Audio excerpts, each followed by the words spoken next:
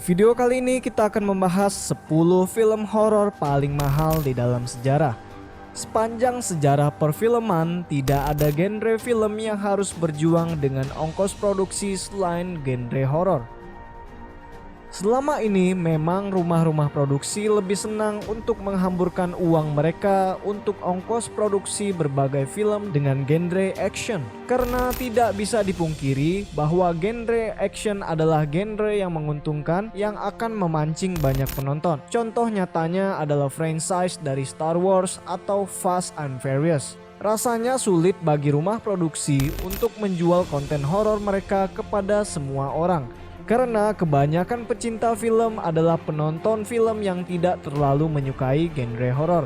Meskipun begitu, nyatanya ada beberapa film yang berhasil mencatatkan namanya sebagai film horor dengan ongkos produksi terbesar.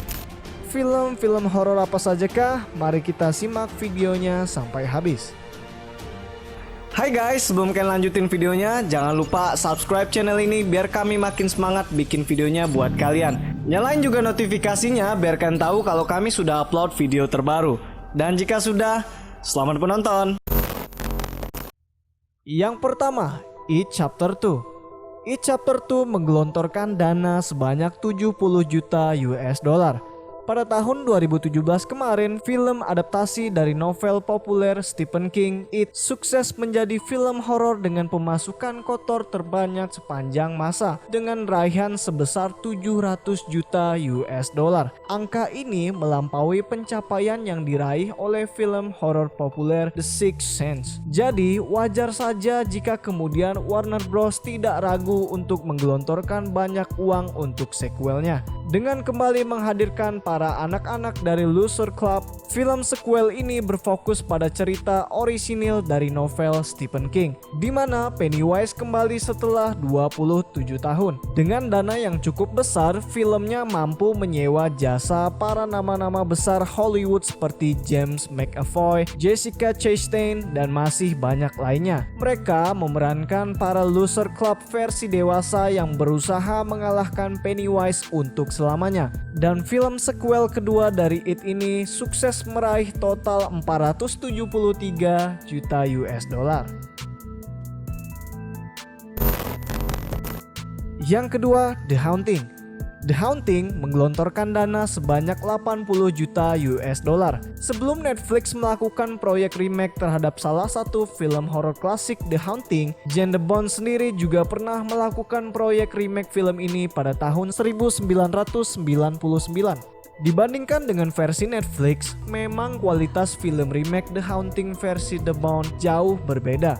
Film ini menghabiskan dana sekitar 80 juta US dollar untuk menyewa para cast yang berperan di dalamnya. Sebut saja Owen Wilson, Catherine Zeta-Jones, Lily Taylor, dan Liam Neeson merupakan beberapa nama yang berperan di film ini. Sayangnya kualitas akting yang mereka tampilkan nyatanya tidak mampu untuk membuat film ini berhasil.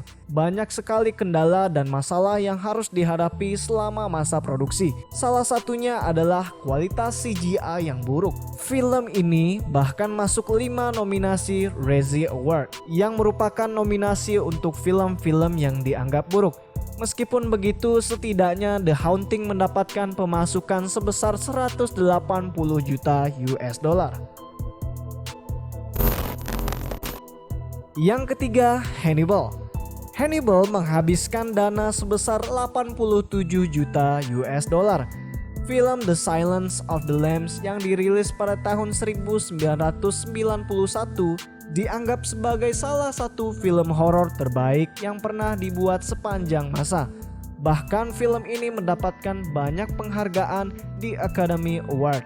Yang luar biasanya lagi adalah film tersebut merupakan satu-satunya film horor yang berhasil mendapatkan pencapaian tertinggi di Academy Award. Semuanya berkat penampilan Anthony Hopkins dan Jodie Foster. Butuh waktu 10 tahun untuk menghadirkan film sequelnya yang akhirnya rilis pada tahun 2001. Selain dari segi cerita yang sangat luar biasa, Hannibal juga nyatanya mampu menghasilkan keuntungan yang sangat besar yang meraih sebesar 351,6 juta US dollar, hampir 3 kali lipat dari modal awal yang harus dikeluarkan untuk pembuatan film ini.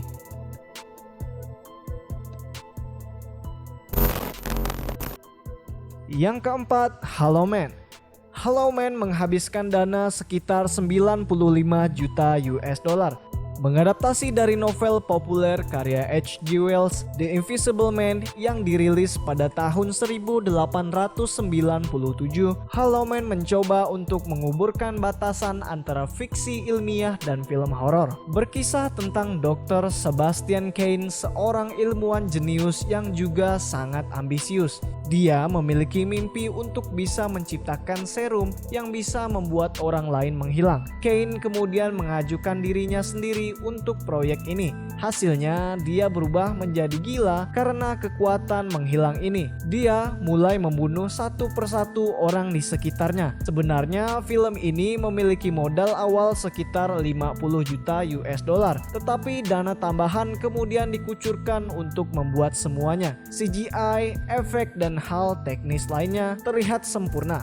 Meskipun filmnya mendapat pujian berkat efek dan CGI tersebut, sayangnya dari segi cerita film ini kurang mendapatkan sambutan positif dengan hanya menghasilkan 190,2 juta US dollar.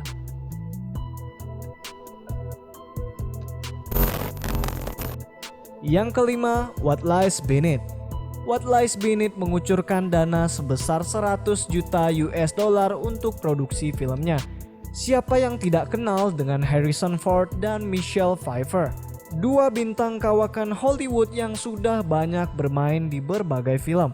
Bergabungnya mereka di film What Lies Beneath cukup menguras ongkos produksi tersebut. Sebesar 30 juta US dollar harus dibayarkan untuk gaji kedua bintang ini, sehingga mungkin rasanya wajar jika kemudian ongkos produksi film bisa mencapai 100 juta US dollar. Tetapi sama seperti film The Haunting, meskipun filmnya menghadirkan dua nama artis kawakan Hollywood, nyatanya hal itu tidak menutupi fakta bahwa filmnya kurang laku di pasaran. Terbukti mereka hanya mendapatkan pemasukan sekitar 291,4 juta US dollar.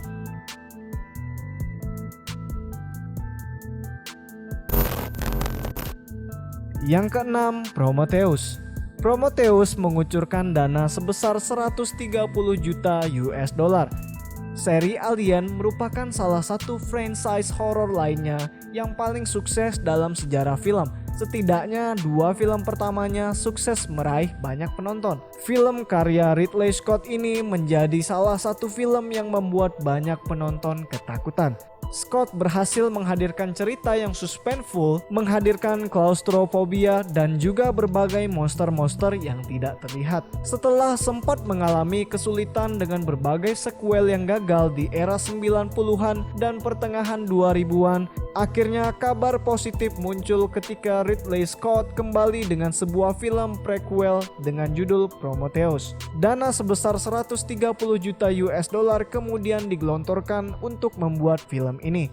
Film ini sukses mendapatkan tanggapan positif dari beberapa fans dan kritikus, serta sukses meraih pendapatan sebesar 400 juta US dollar.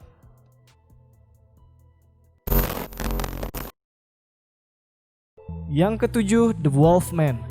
The Wolfman menggunakan dana sebesar 150 juta US dollar untuk produksi filmnya. Film The Wolfman yang rilis pada tahun 1941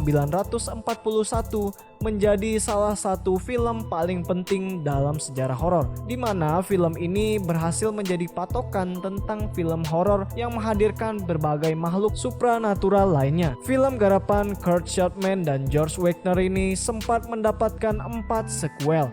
dan juga remake di tahun 2010. Disutradarai oleh Joy Johnston, The Wolfman menghadirkan sederet bintang besar Hollywood seperti Benicio del Toro, Anthony Hopkins, Emily Blunt, Hugo Weaving, dan masih banyak lainnya. Plot ceritanya sendiri cukup simple, yaitu seseorang mendapatkan gigitan seorang werewolf atau manusia serigala dan orang tersebut berubah menjadi sosok manusia serigala dan menghadirkan banyak kekacauan. Sayangnya film ini harus flop di pasaran dengan hanya mendapatkan pemasukan sebesar 140 juta US dollar. Film ini menjadi salah satu film gagal yang paling mahal yang diproduksi Universal.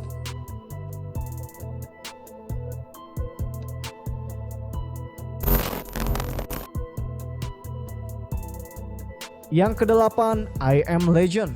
I Am Legend menggunakan dana sebesar 150 juta US dollar untuk memproduksi filmnya. Selain Men in Black, I Am Legend merupakan salah satu film ikonik dari sosok Will Smith. Bahkan setelah lebih dari 1 dekade sekalipun. Filmnya sendiri berkisah tentang seorang pria dan anjing kesayangannya yang harus bertahan dari serangan para monster setelah virus menyerang dan membuat manusia berubah menjadi makhluk yang mengerikan. Sosok tersebut adalah satu-satunya yang tersisa di New York. Dengan cerita yang menarik, kualitas visual yang menawan, koreografer yang apik, dan semua elemen di dalamnya mendapatkan pujian dari para kritikus. Wajar jika kemudian film ini menjadi salah satu film terpopuler di tahun 2000-an, di mana Will Smith sendiri mendapatkan bayaran sebesar 25 juta US dollar.